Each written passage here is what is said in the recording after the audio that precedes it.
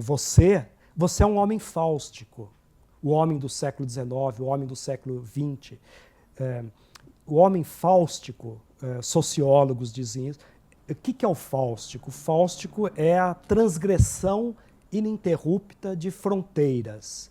O fáustico é a ida do homem à Lua, é a descoberta do DNA, é a transposição do Rio São Francisco. Tudo isso são feitos fáusticos. O fáustico esta é a essência.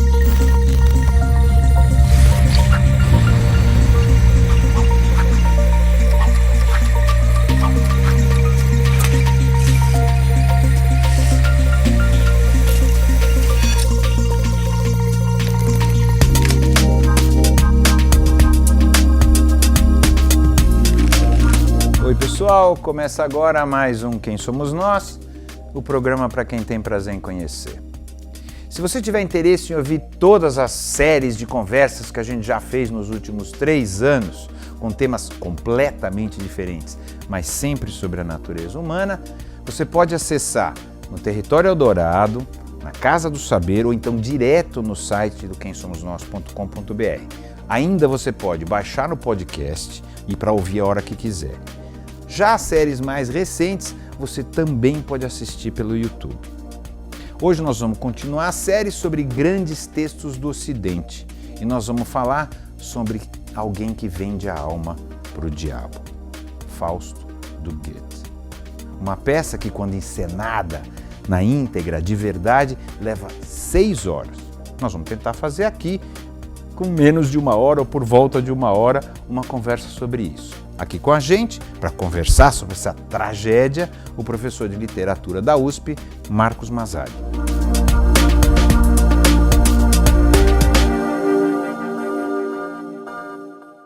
Quem é você? Marcos Mazzari, e eu trabalhei durante muitos anos e continuo trabalhando com o Fausto de Goethe, com Goethe de uma maneira geral.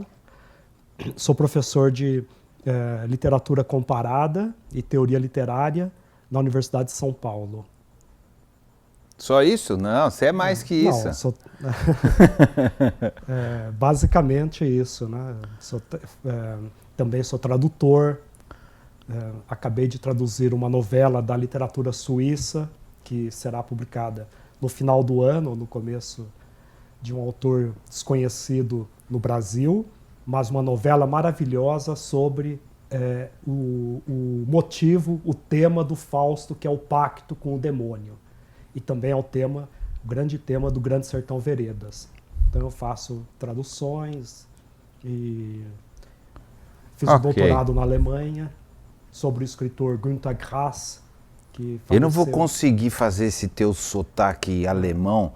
Assim, vai ser difícil, tá bom? Vou falar Goethe, pode ser? Não, porque esse aí não vai dar. Mas ótimo, assim, vamos então, já vi que você está querendo ficar só na parte profissional, porque me interessa também por que é que você chegou nesse ponto, como é que você chegou a ser um professor de literatura, o que te interessou nisso, e aí depois nós vamos especificamente para falar sobre o Goethe, eu falando Goethe, e o Fausto. O interesse por literatura nasce eu vim para São Paulo em 77, então até então eu não conhecia, e nasce no interior, né? Então aí eu resolvi vir estudar já na adolescência, não sabia uma palavra em alemão, e resolvi estudar alemão e literatura alemã. E resolveu se especializar em literatura alemã. Isso. Então aí, vamos quando você entra na literatura alemã, aí você acaba se direcionando.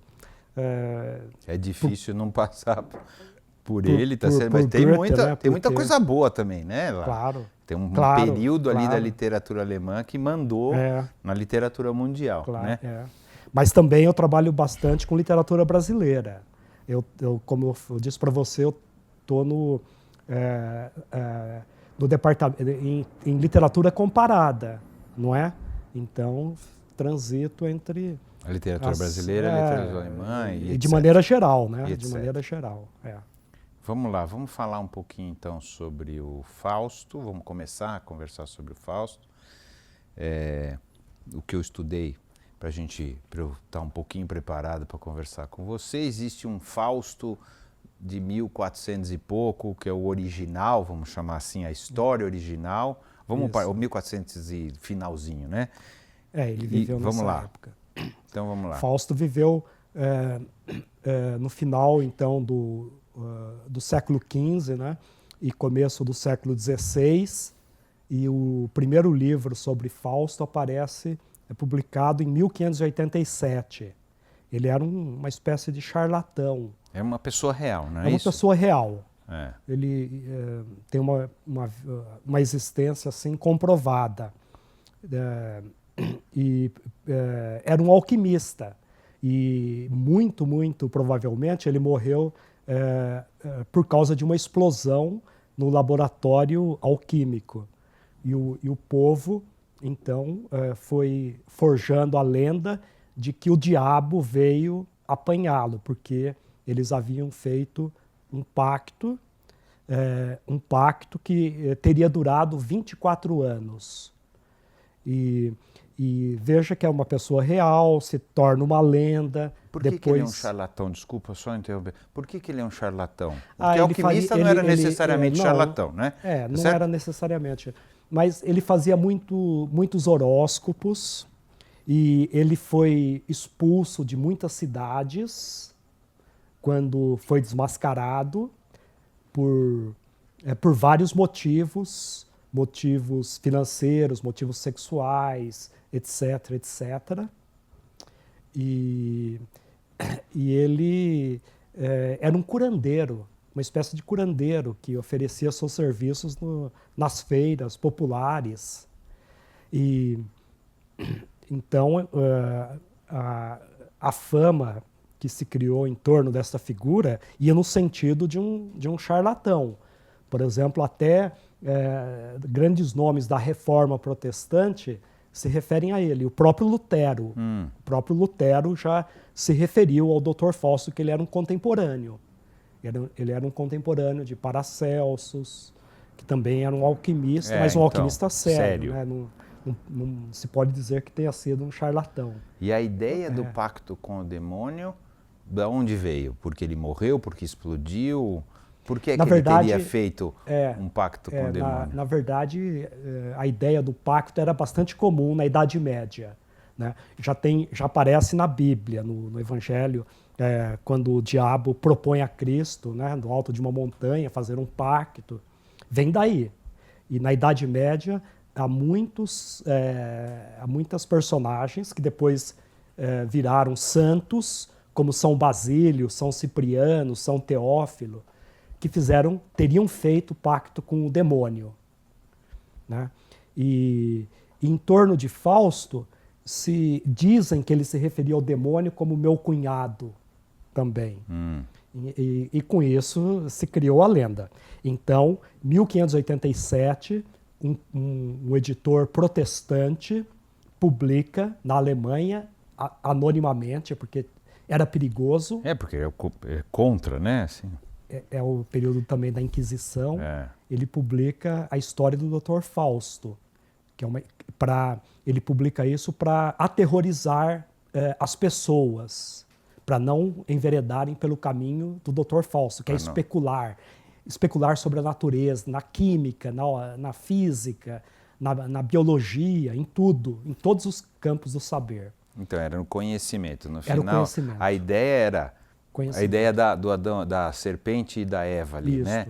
Ou seja, o Dr. Fausto seria a serpente que encanta a Eva com a ideia da árvore do conhecimento. É mais ou menos isso. E ele faz o pacto com o diabo também para adquirir conhecimentos e também prazeres, no caso ao contrário do Fausto de Goethe. Então, esse livro que vai sair agora uma tradução aqui no Brasil, já está feita, já está terminada. É um livro assim também. Ele goza de todos os prazeres possíveis e imagináveis, né? aqui durante esses 24 anos. Tá.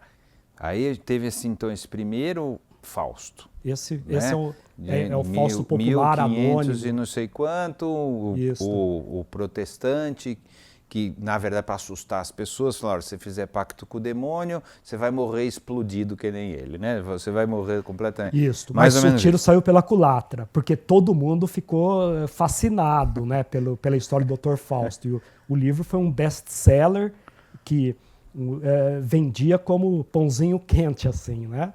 E as edições foram se multiplicando e o livro foi traduzido para o inglês, para o francês, para o italiano. Foi um sucesso, tanto é que na Inglaterra o grande contemporâneo de Shakespeare, Marlowe, leu e imediatamente escreveu uma tragédia maravilhosa que é a Tragical History, a história trágica do Dr. Fausto, que é a primeira grande obra literária sobre o Dr. Fausto. Mas fala então agora do Goethe, do menino Goethe e depois um pouco do Goethe, porque acho que a história dele faz sentido na hora que a gente vai falar do Fausto na versão dele. Não é isso? Conta um pouquinho quem era ele. Então, Goethe viu a peça de marionetes, ele ganhou da avó um teatro de marionetes com os fantoches de Mefistófeles e o Dr. Fausto, com 6 anos de idade. Isso está descrito na autobiografia, Poesia e Verdade. E com 22 anos ele começa a escrever no movimento pré-romântico. Goethe foi um dos precursores do romantismo. Então, ele escreveu durante o movimento Tempestade e Ímpeto. Que é o nome, né, do movimento alemão naquele momento. Isso, né? do movimento pré-romântico, né, que encaminhou o romantismo na Alemanha, na França. Que influenciou o romantismo no Ocidente. No mundo todo, na Europa toda. E, então ele escreve e durante uns 3 anos, aquilo que no Brasil as pessoas falam de Fausto Zero, né, porque na verdade ele destruiu tudo, mas muito tempo depois da morte dele, foi encontrada uma cópia, 1870. É a cópia que preservou. Então, essa cópia é chamada de Fausto Zero. A primeira versão que ele deu para a história. Isso. Mas aí ele se Não muda... uma versão que ele publicou, nada disso. Não, ele queimou. Ele queimou e ele não sabia que uma de suas admiradoras havia copiado. E ele se muda de Frankfurt, onde ele escreveu, para Weimar.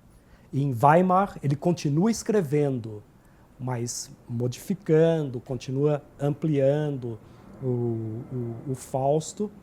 Ele era de classe média alta, não é isso? Ele era de classe média alta. Não sei se é rico, rico, mas ele ia bem, né? Tá certo? Rico. A família dele era uma família muito boa, né? O pai era um advogado muito culto, que viajou muito pela Itália, escreveu um livro sobre a Itália em italiano. Veja que influenciou o menino desde cedo. Goethe tinha uma verdadeira paixão pela Itália. Então, talvez o grande acontecimento da vida dele tenha sido a viagem à Itália, que ele faz com 37 anos. Finalmente ele vai conhecer a Itália. Quando ele chega na Itália, não posso dire altro se non che sono qui, diz ele, né? Porque ele fica... Então, na Itália, muitas questões na vida de Goethe e na produção artística de Goethe se definiram. Foi um período assim miraculoso, prodigioso. Isso foi depois de Weimar, tá então, certo? ele fugiu. Na verdade, ele estava em Weimar, ele era ministro, ele é altíssimo funcionário do Duque de Weimar, Karl August, e depois de alguns anos, a pressão começou a se intensificar muito. E ele... Por quê? Por vários assuntos. Ele administrava muitos setores do Ducado de Weimar. Ducado de Weimar e da Saxônia, Sachsen-Weimar.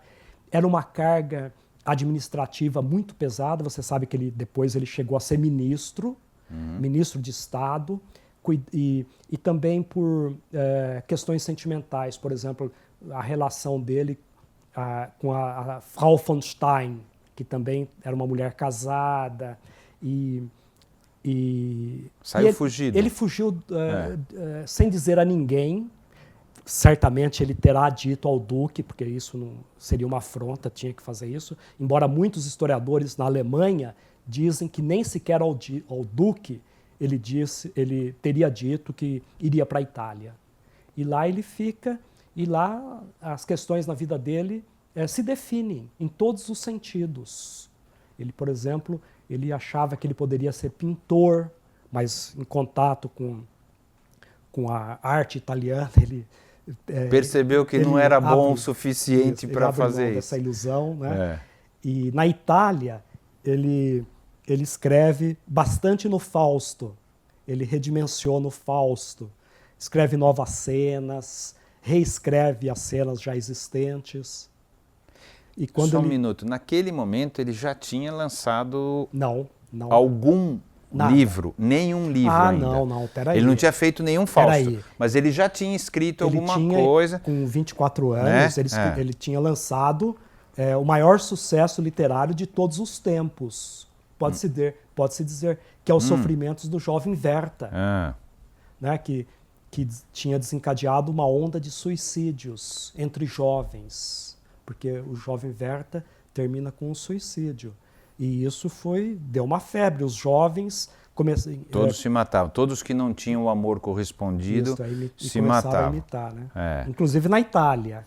E por isso que ele foi incógnito, porque ele já era famoso. Então, ele já era famoso como escritor, e como administrador, vamos dizer assim. E como autor do Werther, sobretudo. E, então, como escritor, como autor do Werther e como um administrador, político, menos, sei lá qual é a palavra. Mas ele era, então, a profissão dele na época... Ele era famoso. O próprio Napoleão Bonaparte, quando chegou na Alemanha, quis se entrevistar com Goethe. E disse a Goethe que havia lido o Werther 7 vezes. E fez umas perguntas muito inteligentes, aliás, sobre o Werther. Então, ele era famoso como autor do Werther. Como autor do Fausto, não. Porque não tinha lançado ainda. Aí ele foi para a Itália, então, incógnito, mas como um autor famoso, fugido de alguma coisa. Vai ver que do marido da moça. Não, podia até ser. Mas fugido de alguma coisa, né, que não se sabe exatamente do que ele fugiu?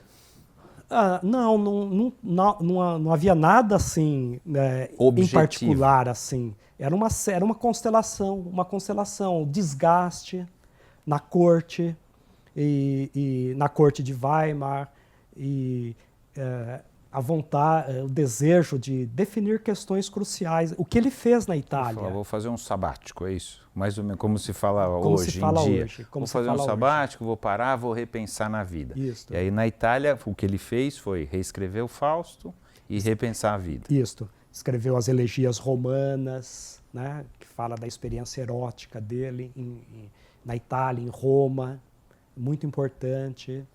Quando ele volta da Itália, logo em seguida, aí sim ele publica o Fausto. Mas ele publica em 1790, só que um fragmento.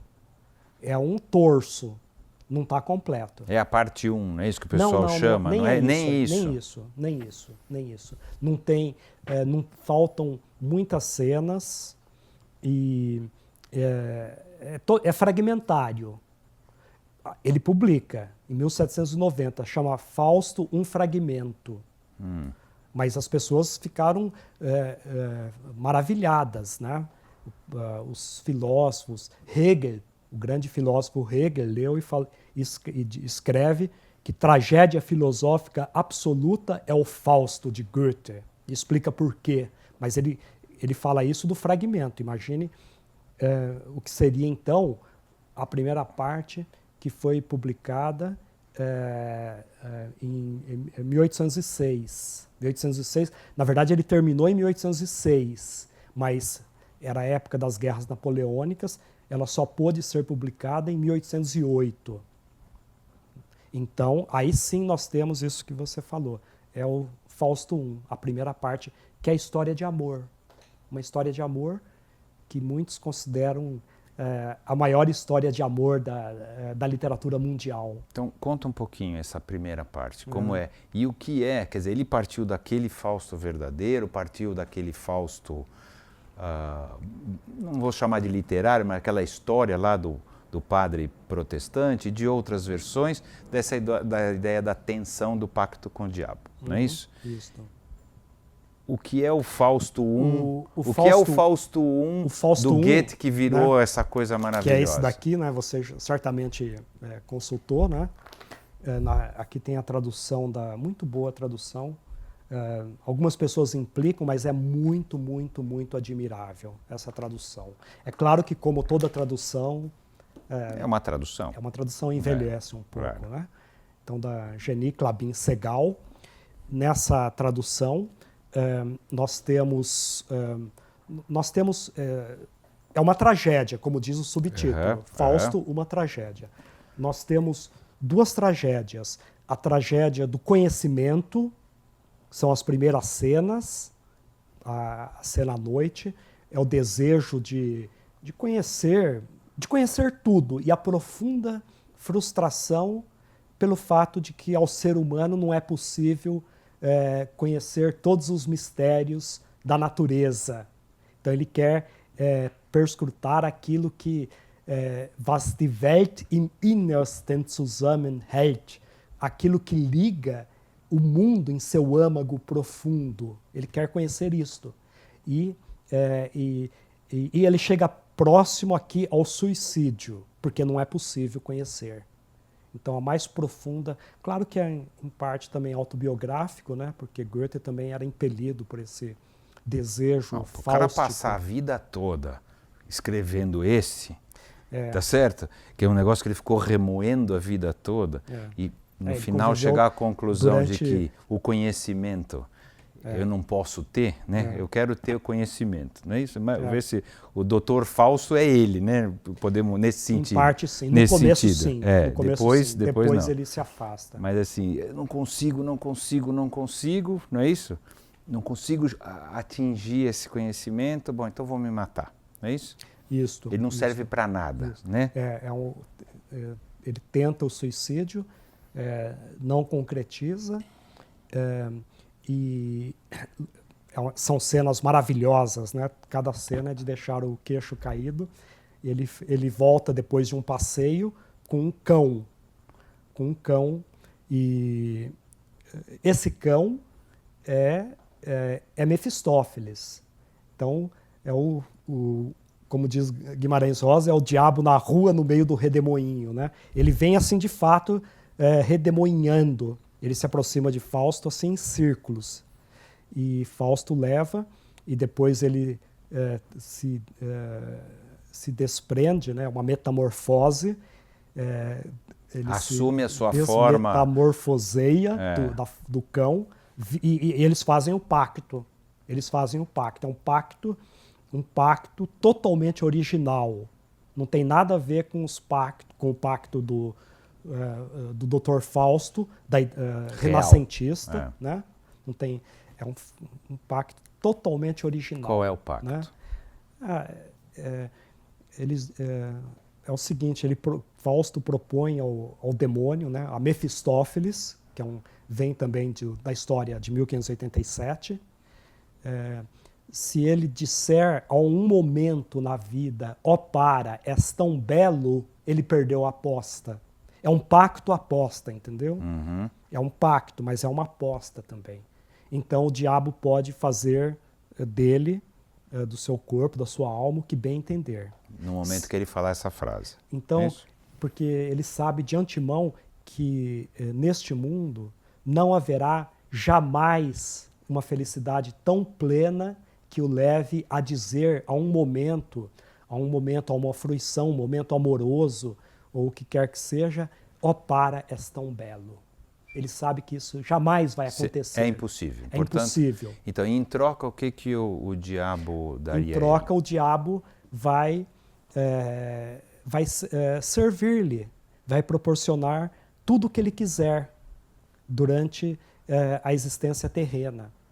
Só que eu vou dar um pulo agora eu vou dar um pulo de 10 mil versos. Lá na frente ele vai dizer isto. Mas ele tem 100 anos e ele tem... Goethe escreveu essa cena. Quando ele escreveu essa que eu estou dizendo, né, no Fausto I, ele começou com 22 anos. Mas quando ele, com 82 anos, então ele finaliza, e tem a cena em que Fausto diz, por um momento imaginado, ó para és tão belo. Ou seja, que momento é este? Ele tem a visão de um povo livre, trabalhando livremente numa terra livre. Nós vamos chegar lá. Né? Então, mas aí ele fez, e aí o diabo cobra a parte dele e tal, e tchau. Né? E o Fausto dança. Mas a gente já contou o final, mas tudo bem. mas vamos indo. Ele fez esse pacto, era um pacto assim, olha, o dia que eu falar essa frase, você faz o que quiser. Até lá, você faz o que eu quiser. Isso. Podemos resumir assim. Aí eles vão... Mefistófeles o leva à cozinha da bruxa, ele vai rejuvenescer. Então ele rejuvenesce e ele vai então gozar aquilo de que até agora na vida ele não gozou, ou seja, os prazeres da vida. Porque ele passou a vida estudando no meio de livros, tentando entender o que liga ao mundo em seu âmago profundo. Tudo inutilmente. Acho que tem uma coisa interessante nisso, porque, se eu me lembro bem, ele estava na peça, o Fausto estava traduzindo o Evangelho. O Evangelho de João. Isso. E aí a ideia do conhecimento, do verbo e da ação, ou seja, do conhecimento da palavra e da ação. E ele passou a vida tentando o conhecimento no estudo. Isto. E a ideia dele falou, pô, não cheguei a nada, então agora eu vou agir. É mais ou menos isso.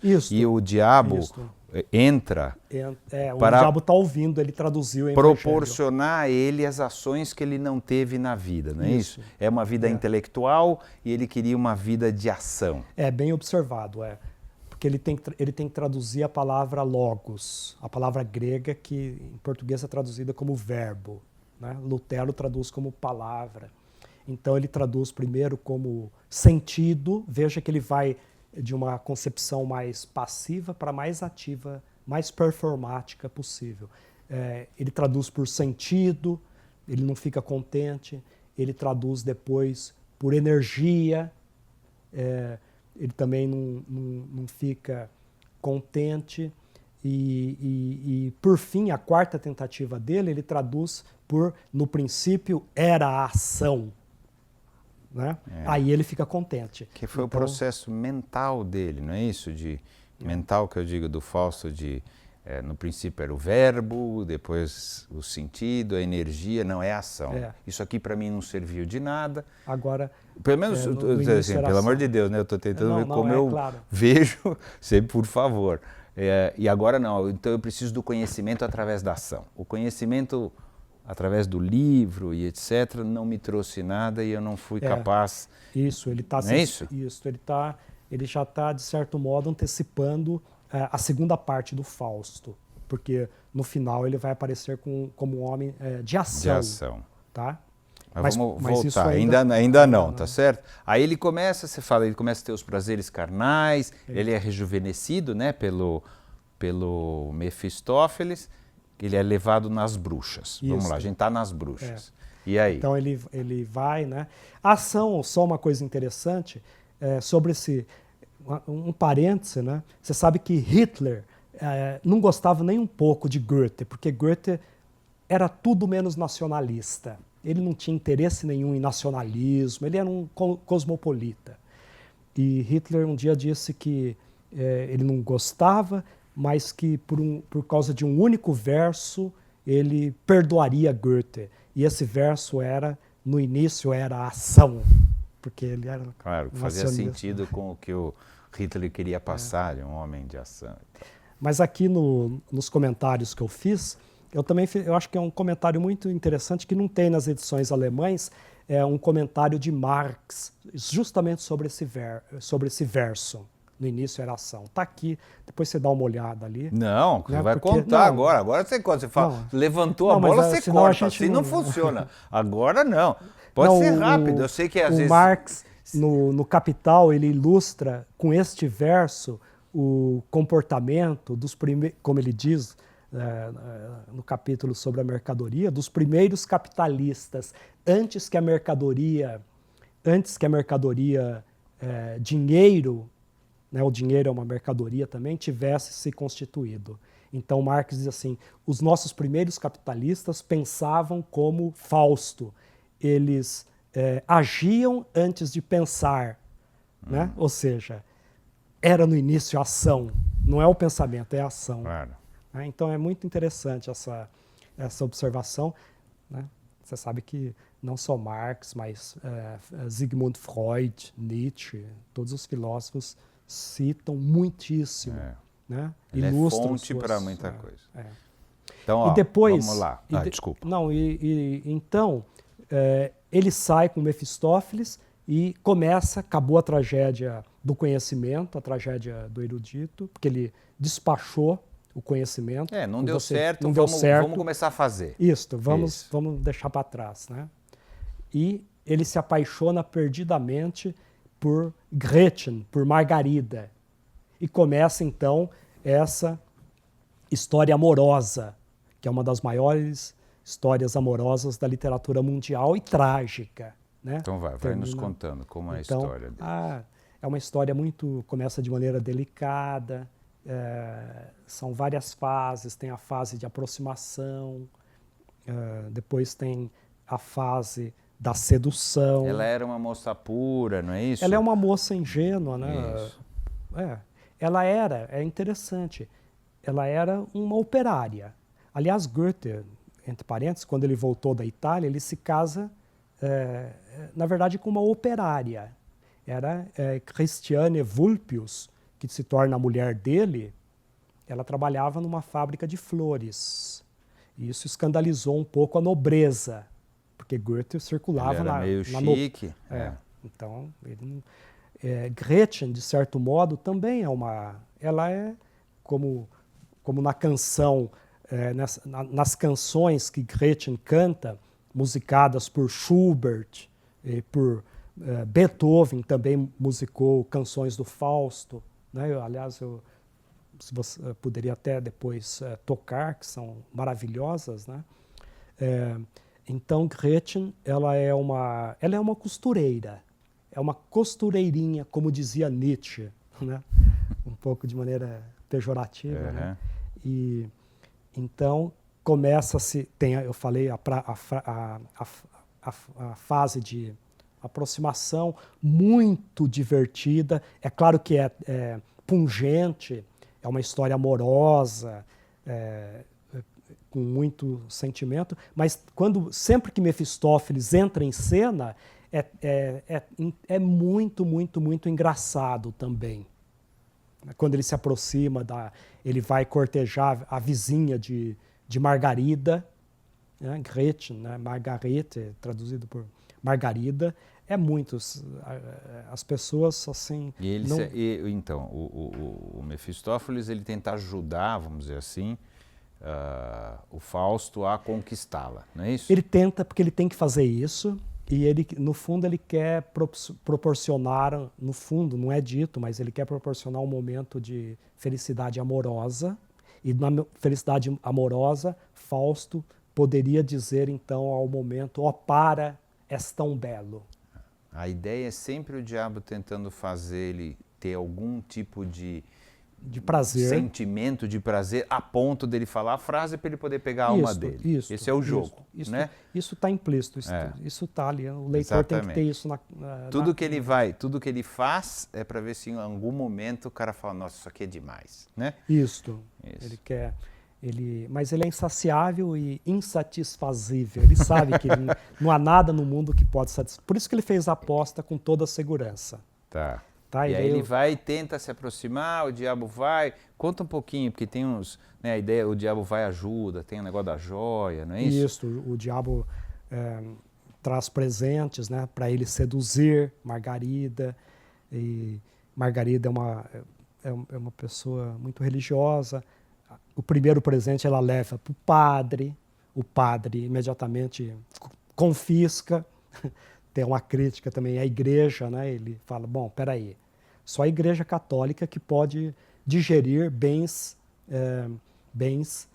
ilícitos. Então, né? mas por que era ilícito? Porque teoricamente foi o Fausto que porque deu... apareceu lá. Mas apareceu. teoricamente foi o Fausto que deu para ela, não é isso? Deu não, ele deixou, ele entrou com a ajuda de Mefistófeles e deixou no quartinho cima da dela. cama, Então ele não deu, ele deixou, mas ela é uma coisa... ela encontrou, é obscuro, falou, nossa, o que é isso? Seu padre, olha o que eu achei na minha cama. Ele falou, deixa que eu resolvo isso aqui, me dá essa joia.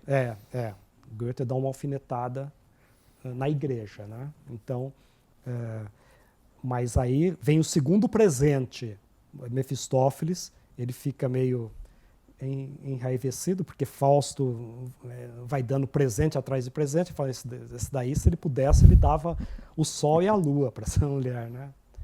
Mas, então tem a fase de aproximação, depois a fase de sedução. E a fase de sedução culmina nele com ele passando a noite no quarto de Margarida. É quando ela engravida. Ela engravida. Então ele conseguiu. Os presentes no final deram certo. Conseguiu. Não é isso? Ela vive com a mãe. A mãe é muito rígida. E Mefistófeles fala, olha, tem esse sonífero aqui. Coloca no copo dela, né? Só que Mefistófeles é Mefistófeles. Não é sonífero. Ela morre. É veneno, né? Ela morre. Ela passa ali do oco ao ocão, né? Como diz o... Então, tem aquela história, tentando olhar assim, a Margarida recebeu essa coisa para dar para a mãe, para eles poderem passar a noite de prazer juntos, né? O Fausto com a Margarida. Dá aí esse negócio para sua mãe, ela vai dormir e a gente pode ficar junto. Só que o Mefistófeles, em vez de dar um sonífero, deu um veneno e ela mata a mãe em nome do desejo que ela tem pelo Fausto. Isso. Não é isso? Ela não sabia disso, mas foi isso que ela fez. Mas aí Fausto desaparece, né? Mas antes disso também, em seguida vem o irmão de Margarida, Valentim, que é um soldado, é uma cena também maravilhosa. Ele vem e tem um duelo e ele é morto. Claro que sempre com a ajuda de Mefistófeles. Mefistófeles está sempre por trás. Então, veja que Fausto, ele aniquila toda a família de Margarida. E, enquanto ela está sofrendo, agora, depois da fase de aproximação, de sedução, vem a fase da estigmatização. Ela é estigmatizada pela igreja e por toda a sociedade. Por ter engravidado, por ter matado a mãe involuntariamente, mas matou a mãe. Isso. Pelo irmão que morreu num duelo, né? Não é isso? Com o Fausto. Morreu no duelo. Então ela está totalmente estigmatizada. A ação é do século XVI, e isso significava a prostituição para uma moça que engravidasse. Uma moça do povo, uma moça da nobreza, não, ela ia para um convento. Então ela dava-se um jeito. Mas uma moça do povo, ou então a morte. Ou mesmo, o que era muito, infelizmente, era muito comum, casos de infanticídio. Goethe era um ministro de Estado, e como ministro ele teve de julgar casos de infanticídio. Moças que no desespero absoluto, na loucura, matavam os próprios filhos, o filho recém-nascido. E elas eram executadas de maneira terrível. E contra isso, na verdade, Goethe não pôde fazer nada. O que ele fazia, por exemplo, na hora de assinar a sentença de morte, era optar pela pena mais, vamos dizer assim, mais humana. Que no caso era o quê? Era decapitação. Ah, porque tá. tinha Que outras que eram afogamento, e eram outras. Que legal. A decapitação era... Então, mas veja que é interessante, né? Como ministro, ele não pôde salvar essa moça.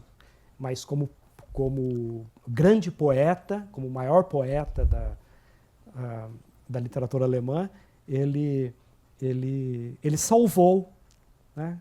Então, ele salvou ela essa foi. Margarida. O que aconteceu com ela? Foi presa, não é Ela isso? Ela foi presa e a tragédia termina ela aguardando a execução. Ela matou o filho, né, de maneira muito, é uma cena muito pungente, quando ela está louca na prisão, termina com ela na prisão. Ela matou afogado, né? Afogou o filho, não é isso? Uma coisa Afogado. assim. É muito. O Fausto é o seguinte, né? Você tem razão, você leu bem, mas muita coisa do que acontece você tem que concretizar e complementar no palco imaginário da sua cabeça. Porque muitos segmentos do enredo eles são complementados num palco imaginário na cabeça do espectador ou do leitor. Por exemplo, a gente fica sabendo de maneira muito indireta que foi por afogamento. O filho dela morreu afogado. Ela afogou, não é isso? Ela afogou. Né? Pela vergonha, né? A vergonha de carregar o filho. Na loucura, não é tudo. Na verdade é a loucura. Ela foi totalmente estigmatizada, né? Sem condições sequer de alimentar a criança. O Fausto teve remorso? Esse é o problema. Ele tem essa personalidade do Fausto, né? Ele tem, mas ele esquece logo. Ele é um homem meio sem memórias. Ele é uma figura problemática. Veja que aí Goethe já começa a se afastar dessa figura que no início foi uma figura de identificação. Partiu das questões dele, né? Partiu das questões dele. Mas aí virou personagem, tá certo? Isso, claro. Isso. Então o Fausto ele ficava assim, ele entrava num certo consciência, né? Uma coisa de culpa, mas logo depois falou também, vamos para frente. O Fausto deixa atrás de si um rastro de sangue. Na primeira parte, Margarida, o irmão, a mãe, o próprio filho. Na segunda parte, ele vai também oprimir e mandar à morte inúmeras pessoas, operários, um casal de idosos, aí no projeto de colonização. Porque na primeira parte era em nome de um amor, não é isso? Em nome do prazer, vamos chamar assim. Né? Então, Fausto, parte 1, é o cara do conhecimento que resolveu viver a vida e sentir o prazer. E o prazer é um pouco como se o prazer fosse destruidor, não é isso? O prazer causasse mais dor do que qualquer outra coisa. No caso do Fausto, não é isso? Então, assim, tem um... Agora, eu comentando, tá certo? Assim, quer dizer que o prazer é um negócio que faz mal para as pessoas? Era isso que ele queria passar, o Goethe? O que ele queria, na tua opinião? Eu sei que a gente está espremendo, resumindo e tal, mas de alguma maneira, assim, por que o prazer era ruim? Por que ele queria passar que o prazer era destruir as pessoas? Não é o prazer, né? É a figura de Fausto, é a figura fáustica. Não se trata bem de apresentar essa visão. O homem moderno, você é um homem fáustico. O homem do século XIX, o homem do século XX. O homem fáustico, sociólogos dizem isso. O que é o fáustico? O fáustico é a transgressão ininterrupta de fronteiras. O fáustico é a ida do homem à Lua, é a descoberta do DNA, é a transposição do Rio São Francisco. Tudo isso são feitos fáusticos. O fáustico esta é a essência. E por que isso é dor? É a inquietude, e por que isso é inquietude, a ansiedade, sempre o transgredir de fronteiras, de limites. E Fausto ele de maneira alguma ele vai se limitar a um idílio amoroso com Margarida, no prazer sem o sofrimento. Ele vai adiante. É uma personalidade, essa personalidade não é o homem apolíneo da antiguidade, né? Então, o Fausto, veja, desde o começo, você não falou isso e nem eu falei, mas a tragédia se abre com uma cena magnífica chamada Prólogo no Céu. E aparece Deus, e Deus vai falar com Mefistófeles, e Deus vai dizer que muitas coisas em relação a Fausto, né? Erra o homem enquanto a algo aspira. Fausto está ininterruptamente aspirando e cometendo erros gravíssimos. Fermento impele ao infinito, ele busca o infinito, ele busca o absoluto. Margarida não pode satisfazê-lo. Por isso que o prazer, como você disse, termina em tragédia. Tragédia na primeira parte, tragédia na segunda parte. Acho que você falou uma coisa que a gente esqueceu, que era muito importante mesmo. O diabo, ele não era um inimigo de Deus, né? Pelo menos o Mefistófeles se apresenta como um instrumento de Deus, não é? Ou alguma coisa assim. Eu acho importante isso. Isso é muito importante para a história como um todo, não é? Então, ele é um instrumento de Deus. Ah, tá bom, você quer... É isso que Deus Você diz, quer né? tudo isso, não é isso? Você quer conhecer tudo, ou você quer agir em tudo, quer sentir tudo? Deus fala isso, né? Fala que é muito ruim, o próprio Deus fala isso, é muito ruim quando o ser humano se acomoda. Então ele precisa de uma espetadela, e o diabo é essa espetadela, mas quem disse é Deus. Mefistófeles não concorda, Mefistófeles faz uma aposta com Deus, ele acha que vai ganhar a aposta com Deus. Quer dizer, o Fausto, na verdade, é só um joguete na mão de Deus e do diabo, é isso?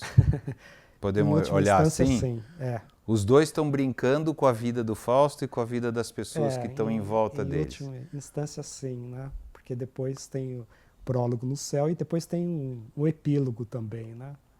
O epílogo no céu também. Então, a única coisa, de novo, eu quero só voltar nisso, assim. Esta vontade de conhecer cada vez mais, para o Goethe, eu sei que para o Fausto causou todo esse mal, mas o Goethe queria dizer o seguinte: esta sanha do homem de fazer e fazer é destrutiva. Era isso que ele queria falar? Pelo menos pode assim. ser. Então pode foi assim ser. que eu compreendi. Eu não entendi muito bem se ele estava sendo um pouco carola, querendo dizer nós temos que ser. De maneira alguma. É estranho, não é? Mas como você lê? Viu? É muito complexo, né? Goethe, ele não dá para falar das atividades, mas ele se relacionou com os principais cientistas do século XIX. Era um homem de ciências. É uma coisa assim inimaginável. Os escritos de científicos de Goethe são 20 volumes, escritos de ciências naturais. Os escritos de Goethe, na edição de Weimar, são 143 volumes. Veja, Goethe escreveu mais de 20 mil cartas de cair o queixo. Você vê que é um homo universale, ainda mais do que Leonardo da Vinci. Era um homem do conhecimento, mas um conhecimento, ele não tinha esse frenesi, esse ritmo frenético de Fausto. Nisso ele se distancia de Fausto. Então não é que ele esteja condenando, não. Mas ele escreveu uma tragédia. Na verdade, qual é o seu olhar sobre isso? Quando fazem a aposta, e na aposta ele diz: se eu disser ao momento, para, és tão belo, eu perdi, você pode fazer. Isso significa, veja, o que Goethe está exprimindo na fórmula dessa aposta? É o ritmo da vida moderna, é o ritmo do capitalismo moderno, que jamais se detém, jamais diz por um momento, para, és tão belo. Por exemplo, o ritmo das inovações ininterruptas da mercadoria, né? Não pode parar. E quando veja que tem um fundo histórico-filosófico, não é só uma história de amor. Claro, e é isso que a gente está... Goethe, ele escreveu a fórmula do pacto no início da Revolução Industrial. Ele anteviu, ele profetizou o que seria a Revolução Industrial, o que seria o mundo em que nós vivemos nesse mote atualmente. De não parar nunca, não estar saciado nunca. Que era um mundo que ele chamava, ele criou um neologismo para definir, comentar o mundo em que nós vivemos. Ele chamava, é um mundo velocífero. Ele usa com velocitas, do latim, de velocidade, e luciferino, e diabólico, e mefistofélico. Então, é um mundo em que absolutamente ele não desejava viver. Certamente Goethe não nos... não está triste de não estar aqui agora. Ele não nos invejava viver Porque a gente está nesse momento, como você falou agora, olhando com esse olhar aí que você está falando, a gente está vivendo exatamente isso, cada vez mais veloz, né? E também cada vez mais destruidor de um monte de coisa, não é isso? Isso. Agora, na segunda parte, que depois, veja, ele durante 60 anos ele escreveu o Fausto. Agora, na segunda parte, sim, que aí o Fausto vai aparecer como a grande tragédia da modernidade, do mundo moderno. Como começa? Né? Vamos lá, como começa assim? Vamos lá. Ele está no Palatinado, no Império, e ele mostra uma situação da mais profunda crise econômica e moral. O Estado, Goethe era um estadista. Ele conhecia por dentro as artimanhas do poder. É muito interessante. É um Estado. Goethe queria exprimir com isto, na verdade, a grande ambição dele, ele dizia, são fórmulas ético-estéticas. Ele queria, por exemplo, antecipar o que nós vivemos hoje. Quer dizer, todas as sociedades posteriores a Goethe, uma crise de Estado. Então, tem uma crise financeira, a corrupção graça solta, há uma disputa de poder entre o imperador e o anti-imperador. Só lembrando, só para a gente, para a história, o Mefistófeles leva ele atrás na história, não é isso? Ele fala, eu quero voltar lá na história, não é isso? Nessa segunda parte. Vamos para a corte imperial, a grande corte imperial. Roma, Mefistófeles não é isso? Então, Mefistófeles ele se transforma no bobo da corte, mas ele não é nada bobo. E ele chega num momento de profunda crise. Falta dinheiro, a justiça é arbitrária, é parcial, a opressão e ele chega e ele fala para o imperador. Todo mundo vai dizer a situação. O exército se desfez praticamente. E o imperador fala, e você, bufão, você tem alguma desgraça a anunciar? Eu, de jeito nenhum. Todo lugar falta alguma coisa, aqui falta o dinheiro, tudo bem, vamos arrumar. Aí ele arruma dinheiro e ele é a solução da crise. O que ele faz? Ele elabora um plano econômico. Um plano econômico genial. E ele cria, então, no Estado, um boom financeiro. O consumo é de uma modernidade. Tem um grande economista suíço, ele diz que o Fausto é de uma atualidade inimaginável. Na segunda parte... Em todos os sentidos, não só a questão econômica, né? Em todos os sentidos, mas na segunda parte a questão econômica. Porque ele coloca no centro da tragédia, dessa cena, a questão financeira. A alquimia da economia moderna. Bom, ele cria, mas Mefistófeles é Mefistófeles. Ele cria um plano econômico, eu não vou é um pouco longo. Se ok, mas aqui. Um plano que teoricamente recupera... Recupera, mas é uma moeda sem lastro. A moeda não tem lastro. Ou seja, o lastro são as riquezas que ainda estão ocultas debaixo da terra. Não importa. Não importa. Ele soluciona o problema. Então, tudo vira uma maravilha. A situação estatal do Estado. O dinheiro volta, o tesoureiro está super contente. É um milagre o que aconteceu. É muito impressionante como Goethe tinha noção de economia e de economia política. Só que fica atrás do palco, como eu falei, na sua mente. Com essa moeda, vem galopando lá atrás a inflação. Mefistófeles sabe disso. Mas a inflação ela vai se instalar depois e vai levar o Estado à guerra civil. Então vem uma guerra civil. O imperador se queixa, ele fala falsos amigos, falsos parentes, o que eles queriam mesmo era o poder. Então ele tinha uma espécie de vice, vamos dizer assim, era o anti-imperador. Então o anti-imperador toma o poder. O vice derruba o imperador. O imperador.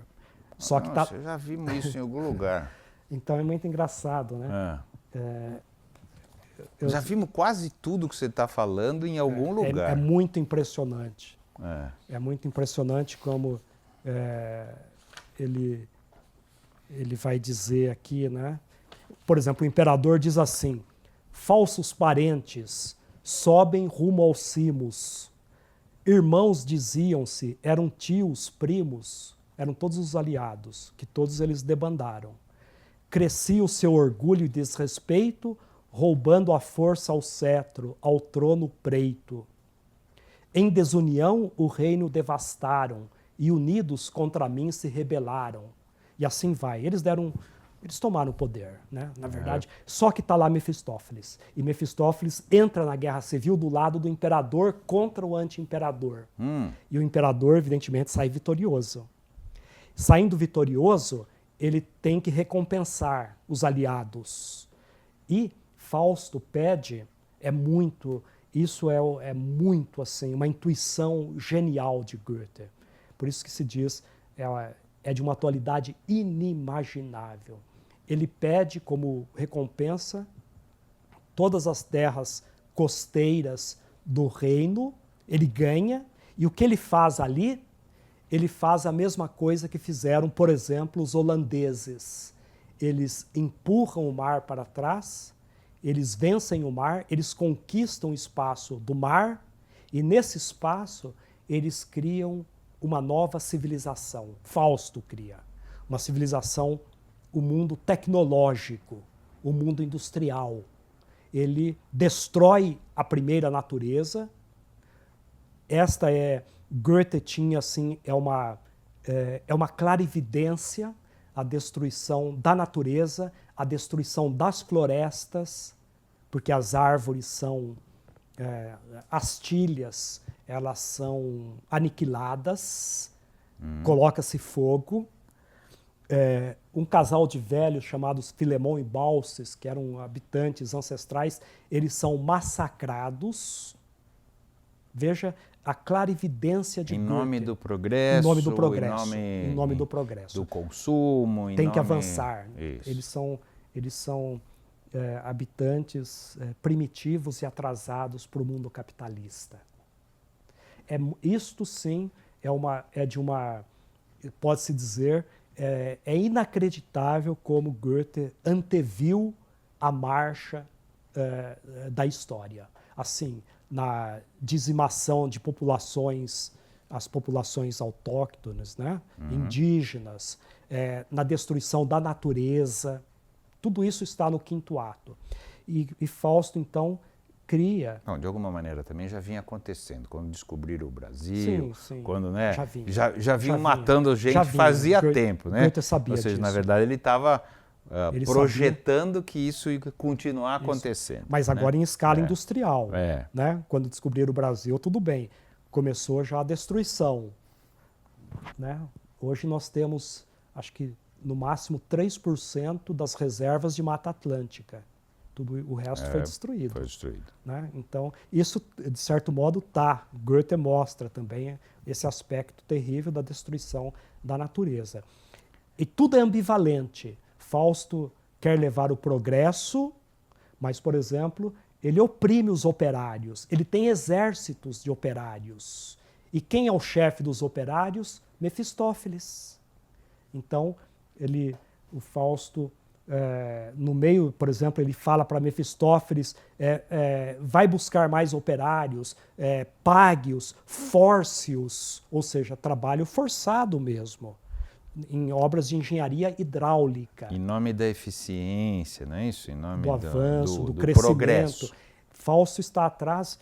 Quando Mefistófeles criou o plano financeiro, lá no começo, ele estava assim, buscando um crescimento econômico ilimitado, em princípio. Ele estava criando a alquimia da economia moderna.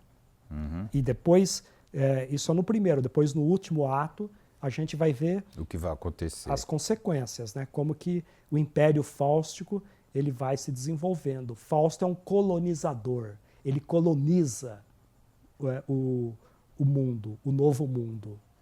E cria dentro um mundo racional, teoricamente, não é isso? Um mundo da racionalidade, razão, né? Então, o Fausto mesmo fala da razão, isso é a suprema luz. Só que ele tem 100 anos aí. Ele é um colonizador centenário.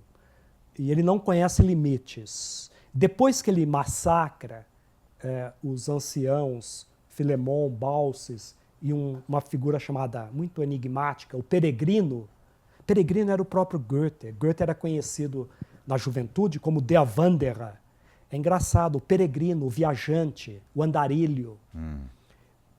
Ele coloca uma personagem que é massacrada. E essa personagem vê a transformação daquela natureza que ela havia conhecido há muitos anos. E a marcha industrial transformou tudo. E pouco depois, Mefistófeles vai lá e massacra o Peregrino, o Filemon e Baucis. Da fumaça do incêndio, por exemplo, dos cadáveres e as árvores são carbonizadas. Aí o drama se transforma numa grande alegoria, vem figuras alegóricas, e a figura da apreensão, da preocupação, é uma cena grandiosíssima.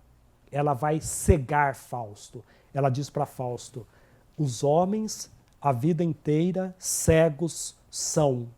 Tu, Fausto, torna-te, por fim, cego. Ela bafeja os olhos e ele fica cego. Só que ele não se entrega. Fausto tem esse ímpeto... sempre adiante. Sempre adiante, sempre adiante, sempre adiante. E ele fala, no momento em que ele perde a visão, ele diz que nunca enxergou tão bem na vida. Ele não aceita a ideia de ter ficado cego. Não. Ele não se submete. Então ele fala que agora sim ele está vendo o futuro da humanidade, o nosso futuro. Então, aí ele sonha, então ele dá ordens para Mefistófeles, ele quer ver os exércitos de operários trabalhando na ampliação de um fosso para lutar contra o mar. Só que não é um fosso, é a cova dele. Mefistófeles está abrindo a cova de Fausto. Mas o Fausto não sabe. O Fausto está cego, ele só escuta as enxadas, as picaretas, as pás, e ele acha que é o povo, a multidão de operários dominando a natureza pela racionalidade, como você disse, irmanando a terra com o mar, e ele fala como esse som me extasia, é uma delícia. Então é o povo que vem me trazer o seu trabalho, o seu labor, e num crescendo ele fala desse cavado, mas não é o cavado, é a cova. Mefistófeles fala, olha, ele fala baixinho, né? Mefistófeles várias vezes fala baixinho, ou para os espectadores, né? Eu tive uma notícia de que não é bem um cavado, mas sim a cova. E Fausto, no último momento, então, ele sonha, ele tem uma visão de um povo livre, trabalhando numa terra livre. E ele diz assim, para este momento, então, eu poderia dizer, veja, ele vai falar exatamente aquilo que está lá atrás, ó para, és tão belo. Essa é a grande ambiguidade da tragédia. Ou seja, ele tem uma visão utópica. Uma visão que muitos, por exemplo... Não era o que estava acontecendo, né? Tá não certo, era. Ao mesmo tempo. É o que ele imaginava que estava acontecendo. O que imaginava que estava acontecendo. O que estava acontecendo era uma tragédia, tá Era certo? uma tragédia, era a cova era dele. Ruim, era a cova dele, as pessoas não estavam vivendo num ambiente bacana, era tudo ruim. E Goethe escreveu isso com 82 anos. Quando ele tinha 82 anos, ele começou a ler intensamente o socialismo utópico. Saint-Simon, por exemplo, ele lia os escritos de Saint-Simon, que tem importância até para o Brasil, né? Porque o Auguste Comte, que era o grande discípulo de Saint-Simon, é um patrono da República Brasileira, né? Ordem e Progresso. E ele, veja que ele mostra as ambiguidades, ou seja, do socialismo. Ele mostra o sonho do homem em levar felicidade às massas, à humanidade, mas ao mesmo tempo, na verdade, através da opressão, porque Fausto oprime o povo, oprime os operários. Mas não acha que faz isso. Não acha. Em nenhum momento ele acha que faz isso, tanto que ele fica embevecido. Os fins justificam os meios, ele acha que ele está trabalhando em prol da humanidade. Então Goethe já era...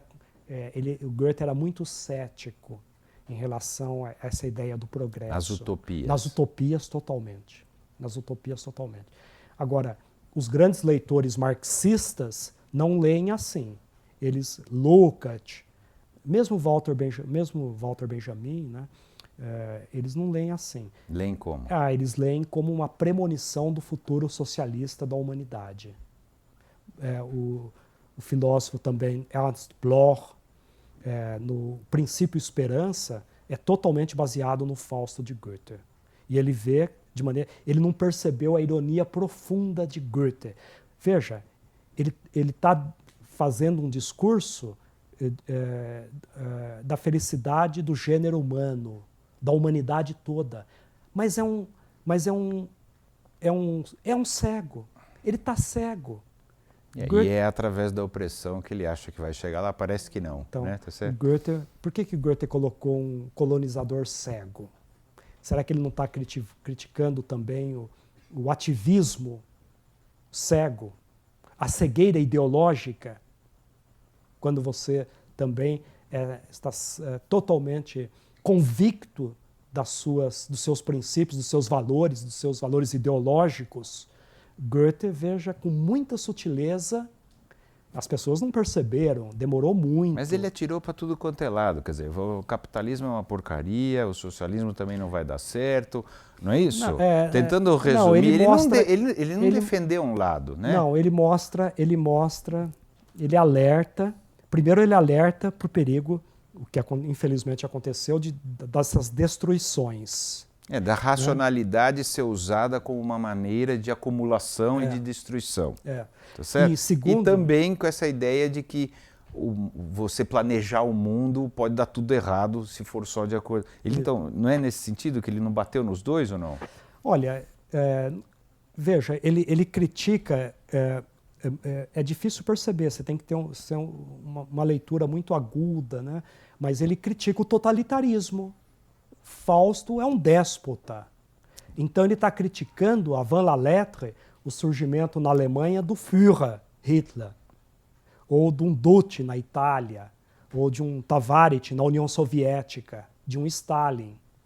Mas antes dele saber que eles chegariam. Pois tá é, certo? a Van La Lettre, né? Mas a figura de Fausto, o Fausto diz nesse discurso final, né?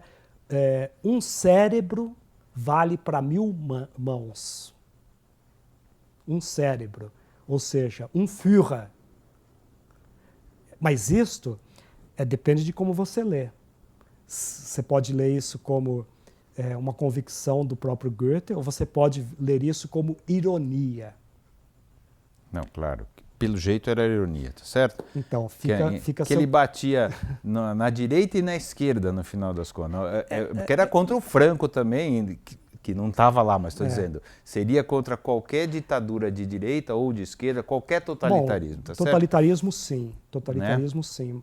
Mas, assim, ele talvez seja mais correto, assim, às vezes é meio forçado, dizer, ele alertava e ele mostrava as contradições da ideia de progresso, de desenvolvimento. Perfeito, Isso ele mostra na nascente. E os perigos, né? Os que perigos. A gente poderia correr e que no final a gente acabou caindo nos perigos que ele nos alertava, não é isso? E depois da morte de Goethe, né, voltando ao que você colocou, durante o nazismo, os intérpretes diziam que esse povo livre, essa terra livre, era o nacionalsocialismo, livre de judeus, evidentemente, etc.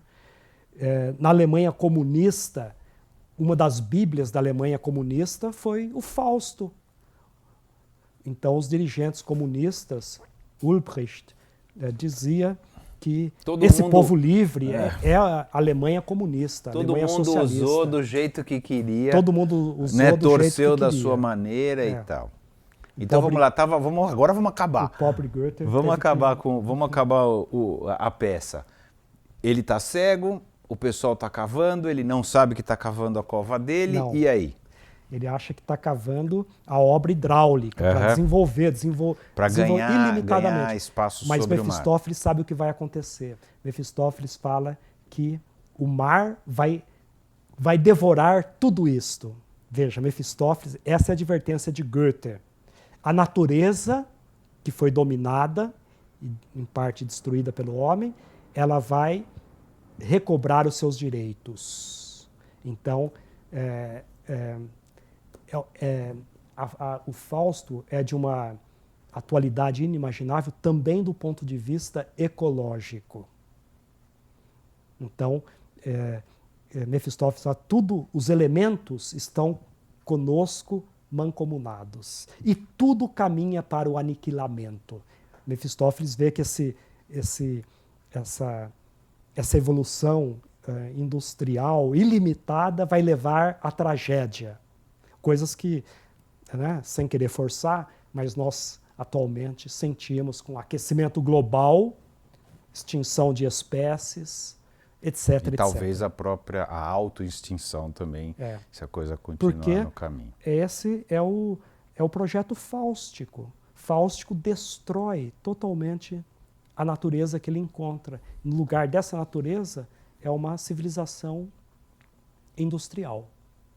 Goethe via com muita... E autoritária, não é isso? Autoritária, né? Então, Mefistófeles, depois de ter essa visão do povo livre e da terra livre, ele cai morto, Fausto. E depois ele falar aquela frase. Depois de dizer, eu poderia... Condicional, porque ele não falou a frase. Não falou, exatamente. Então o Mefistófeles foi sacana com ele. E até hoje as pessoas discutem. Tá certo? Porque ele falou, peraí, eu falei que eu poderia falar, mas eu não falei. Eu poderia. Então. Eu gostaria... Mas aí o diabo é diabo e o diabo não segue regra, tá certo? O diabo talvez não conheça o condicional, né? Então ele tem certeza que ele ganhou a aposta. Mas aí vai voltar lá o plano divino, lá do prólogo no céu, e o diabo, como sempre, ele vai ser enganado. Então aí tem mais uma... Tem 2 cenas finais, mas isso fica... Não, mas o que acontece? São cenas que o próprio Goethe ele chamava de brincadeiras muito sérias. Agora, o que aconteceu? Goethe ele terminou o Fausto e fez essas cenas, que é a salvação da alma de Fausto. Aí é brincadeiras, gracejos, muito sérios, esses gracejos. Como interpretar essas cenas finais? Ele terminou com 82 anos, ele selou, e os amigos queriam a todo custo ler a continuação do Fausto. Ele deu ordem estrita, ele não cedeu a nenhum pedido, só depois da minha morte vai ser publicado. Porque ele sabia que os contemporâneos dele não entenderiam. E ele não queria ouvir as bobagens que seriam ditas sobre o Fausto II. De fato, levou muito tempo até os leitores começarem a entender a verdadeira dimensão desta obra. E só depois da morte de Goethe, né, em 22 de março de 1832, só depois da morte é que foi publicada a segunda parte da tragédia. Né? Essa segunda parte aqui, que a edição... Não é que tem muitas notas e tem muitas ilustrações, mas por isso que mete um pouco de medo, né? 1000 páginas, mas é por causa das belíssimas ilustrações que tem e é uma edição bilíngue, além disso. Conta o final, que é um final estranho para depois de tudo, não é isso? Então, conta o final. O final, ele... morreu, caiu lá na tumba, aí, lá na cova. Aí tem a disputa, tal. Tem a disputa pela alma de Fausto. Isso, Deus e Mefistófeles. Diabo, acha, né? Mas aí vem os anjos, tem uma cena de homossexualismo também, que era uma coisa muito, muito, muito ousada para a época. O Mefistófeles, ele tem laivos ele se apaixona pelos anjos, um amor homossexual, né? Também, por isso que Goethe não quis publicar durante a vida, porque ele não sabia como os leitores entenderiam essas cenas. Os anjos resgatam de Mefistófeles e dos diabos a alma de Fausto, e na última cena, chamada Furnas Montanhosas, ela é levada, Fausto não fala mais nada, a gente só vê a parte imortal de Fausto subindo os céus na direção do eterno feminino, né? Aquilo que Goethe chama de eterno feminino. E termina dizendo o coros místicos, para você ouvir a beleza do original alemão, né? Ele diz: Alles Vergängliche ist nur ein Gleichnis. Das Unzulängliche, hier wird's Ereignis. Das Unbeschreibliche, hier ist es getan. Das ewig Weibliche zieht uns hinan. Veja, um ancião de 82 anos escreve esses versos da mais... É bom você ter que traduzir. Da mais absoluta beleza mas estética. Ninguém vai entender Ele nada. Diz assim, literalmente, tudo que é efêmero é apenas um símile. Essa é uma visão que Goethe tinha da vida. Goethe também tinha uma certa religiosidade panteísta, né? O insuficiente aqui se torna acontecimento. Mas vocês viram que é tudo rimado e tudo lindo. ritmado. Não, é lindo. Né? Perfeito. O indescritível aqui se perfaz. O eterno feminino, das ewig Weibliche, nos puxa céu acima. Então, a última mensagem é a mensagem do eterno feminino. É assim que termina a tragédia, com esse coros místicos. Que você interpreta como que... místicos. Né? Não tem, ele não reencontra a Margarida? Encontra pouco antes. A Margarida é a que o guia nessa ascensão. Então ele deu um final feliz no final? Depois de tudo isso, você tem, virou novela? Tem um sinal... Não é isso? Fala, tal, fez isso, fez aquilo. Bom, aí eles se encontram no céu e são felizes para sempre. Não, é igual... Não é bem assim. Não é isso? A Bela Adormecida? O eterno feminino, a visão que ele tem do eterno feminino, né?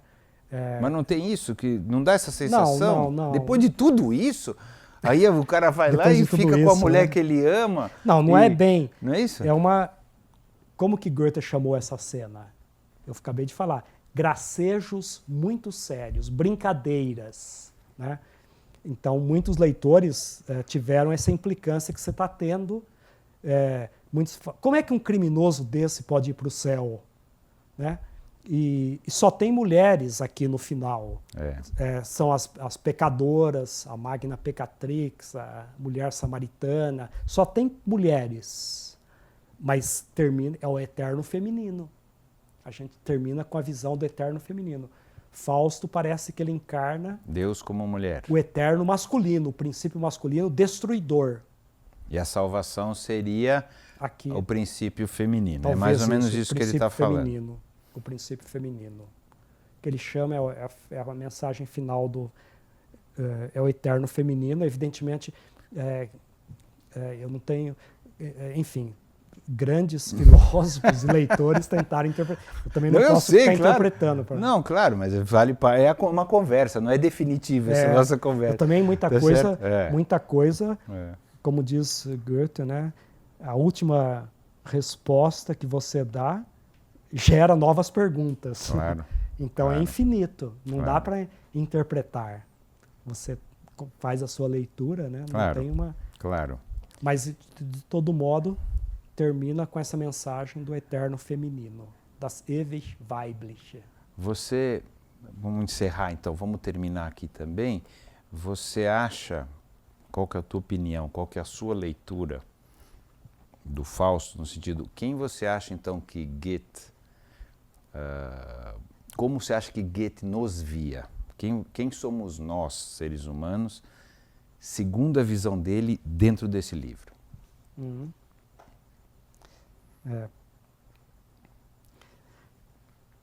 Bom, eu acho que Goethe não acreditava na utopia. Não acreditava numa utopia de felicidade absoluta na Terra para o ser humano. Goethe tinha também muitas reservas em relação à história. Tem uma frase na alta velhice. É claro que em Goethe ele trata de diferentes pontos de vista. É difícil apresentar uma visão assim unívoca, não dá. Apresenta, mas, por exemplo, a sua, a que você escolheria, a história. Se você, ele diria, o que você tem escolhe uma frase, dele. Ele diz assim, eu não cheguei a essa idade tão avançada, porque 80 anos no século XIX é como ter mais de 100 agora. Eu não cheguei a uma idade tão avançada para me preocupar com a história, que é a coisa mais absurda que existe. Então ele se irritava. Mas isso era, em parte, uma defesa, porque ele... por isso que ele não queria publicar também. Ele se exasperava com a história por volta de 1830. Goethe acompanhou a Revolução Francesa com horror. Então ele diz assim, toda a revolução, ele renegava toda a revolução, mas ele dizia, eu tenho a mais absoluta convicção que toda a revolução é culpa do governo e das elites. Isso ele diz que não fazem as reformas necessárias para evitar a revolução. A ruptura. Aí vem o momento que ele achava que a gente era legal ou não? Ou seja, que o ser humano era legal ou nós somos esses destruidores? Não, ele tinha uma visão positiva sobre a humanidade, ou ele tinha uma visão, somos esses caras que destruímos, esses caras que manipulamos, ou qual que era mais ou menos? É só nesse sentido. Eu sei que a gente pode passar a vida falando sobre tudo isso, mas para a gente fechar, quem que você acha que ele acha Não, que nós somos. O Goethe tinha, ele era veja, era uma coisa assim assombrosa, absolutamente assombrosa. Ele se interessava por tudo no mundo, por tudo. Goethe, por exemplo, pela botânica, ele passava um dia diante, se viesse, se interessava muitíssimo pela flora do Brasil. Ele tinha muitos livros sobre o Brasil, ele tinha contato estreitíssimo com viajantes que percorreram o Brasil, por exemplo, o botânico Martius. Né? Ele se interessava por tudo, ele tinha um interesse imenso, ilimitado pela vida, pelas ciências. Então ele tinha essa visão, um amor pela vida e pelas coisas. Um interesse e ao mesmo tempo essa profunda preocupação com a marcha da história, tal como ele estava vendo na época. Né? Então, ele escreve para um amigo dele dizendo que eles são os últimos, um amigo berlinense que era um compositor, certo? Pouco antes de morrer, ele fala que eles são os últimos representantes de uma época que tão cedo não voltará. Então ele fala, o homem de hoje tem todas as facilidades, o telégrafo, o trem, ele estava vendo na Inglaterra, navios a vapor, o canal de Panamá. Então ele via as facilidades, mas ele não lamentava nem um pouco viver neste mundo da velocidade. Então Goethe, ele estava feliz que ia morrer antes das coisas acontecerem desse jeito. Então, Tá bom, tá perfeito. Obrigado.